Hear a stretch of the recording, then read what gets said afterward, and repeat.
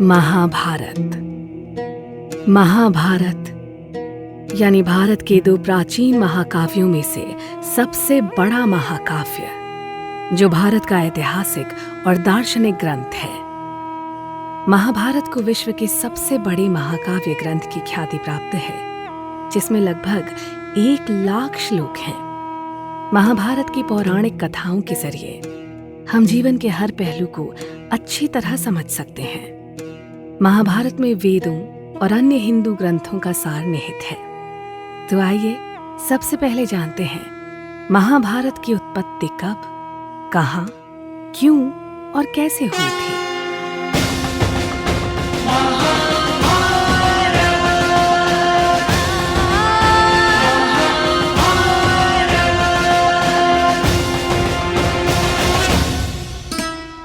हिंदू मान्यताओं, पौराणिक संदर्भों और स्वयं महाभारत के अनुसार महाभारत की कथा महर्षि पराशर के कीर्तिमान पुत्र वेद व्यास की देन है और इसे लिखने का श्रेय भगवान गणेश को जाता है। महाकाव्य महाभारत को संस्कृत भाषा में लिखा गया था। महाभारत हिंदू संस्कृति की एक अमूल्य धरोहर है। शास्त्रों में इसे 5वां वेद भी कहा गया है। महर्षि वेद व्यास ने इस ग्रंथ के बारे में स्वयं कहा है, यन्यहास्ते न कुत्रचित्, अर्थात जिस विषय की चर्चा इस ग्रंथ में नहीं की गई है, उसकी चर्चा अन्यत्र कहीं भी उपलब्ध नहीं है।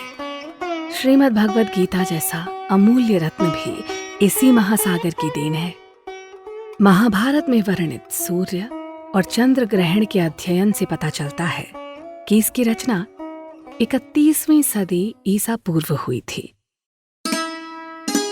जबकि वर्तमान के शोधकर्ता मानते हैं कि महाभारत का रचना काल 1400 ईसा पूर्व है।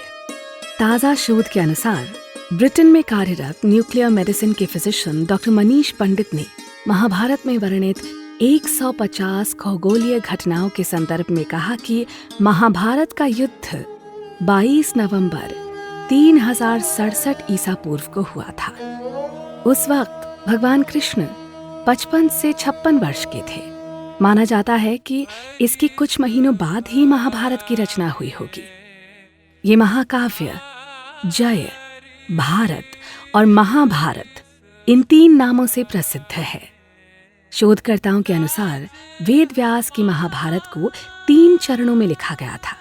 पहले चरण में 8800 श्लोक, दूसरे चरण में 24000 और तीसरे चरण में 1 लाख श्लोक लिखे गए।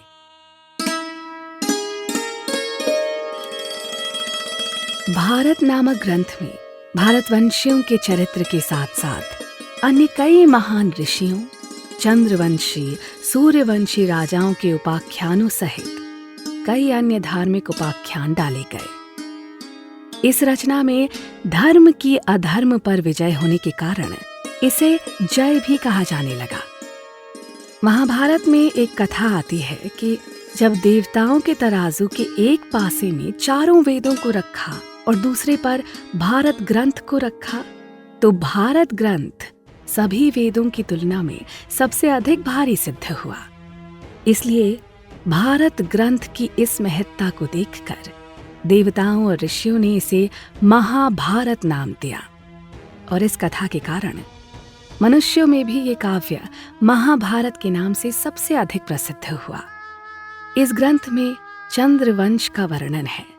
साथ ही महाभारत में न्याय, शिक्षा, चिकित्सा, ज्योतिष, युद्ध नीति, योग शास्त्र, अर्थशास्त्र, वास्तुशास्त्र, शिल्प शास्त्र, काम शास्त्र, खगोल विद्या और धर्मशास्त्र का भी विस्तार से वर्णन किया गया है।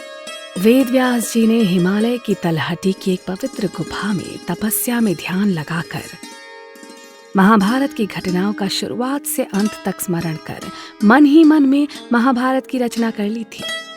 लेकिन समस्या थी कि इस महाकाव्य के ज्ञान को सामान्य जन साधारण तक कैसे पहुंचाया जाए, क्योंकि इसकी जटिलता और लंबाई के कारण ये बहुत कठिन कार्य था कि कोई इसे बिना किसी त्रुटि के वैसा ही लिख दे जैसा कि वो बोलते जाएं। इसलिए ब्रह्मा के कहने पर व्यास भगवान गणेश के पास गए। भगवान गणेश लिखने को तैयार हो गए, लेकिन एक शर्त के साथ। शर्त थी कि कलम एक बार उठा लेने के बाद काव्य समाप्त होने तक वो बीच में नहीं रुकेंगे। व्यास जी इस शर्त के पीछे की कठिनाई को जानते थे, इसलिए उन्होंने भी एक शर्त रख दी। शर्त ये थी कि कोई भी श्लोक लिखने से पहले गणेश जी को उसका अर्थ समझना होगा। भगवान गणेश ने यह प्रस्ताव स्वीकार कर लिया।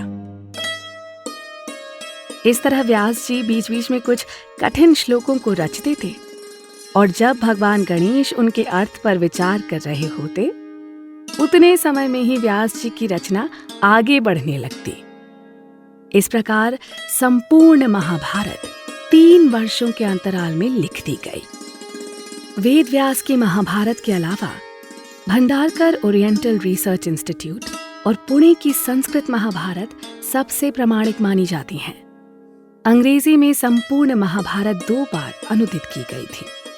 पहला अनुवाद 1883 से 1896 के बीच केसारी मोहन गांगुली ने किया था, और दूसरा अनुवाद 1895 से लेकर 1905 में मनमंथनाथ दत्त ने किया था। 100 साल बाद डॉक्टर देव रॉय तीसरी बार संपूर्ण महाभारत का अंग्रेजी में अनुवाद कर रहे हैं। हम महाभारत की महान कथा को एक लड़ी में पिरोने का प्रयास कर रहे हैं, जिसमें हस्तिनापुर के राजा भरत के राज से लेकर कुरुक्षेत्र युद्ध में कौरवों के विनाश तक की सारी घटनाएं मौजूद हैं।